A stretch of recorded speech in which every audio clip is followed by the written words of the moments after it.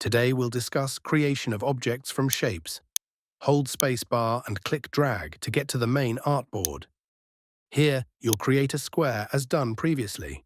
You are also required to create a triangle and fit it into this dotted area. Adjust the size as needed.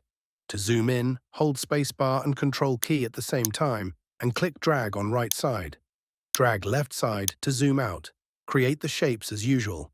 As you can see, the triangle doesn't fit in the dotted area.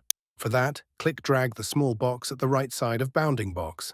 This will help you squeeze the triangle shape. Squeeze from the other side as well.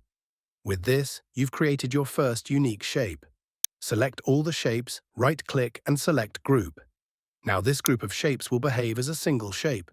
Place this shape on the head of this robot and adjust its size. Make a duplicate, right-click and hit Ungroup. Why? Because we don't need the bottom rectangle anymore. Group this new selection of shapes and place it on one side. Now copy it, turn it around and place it on the other side.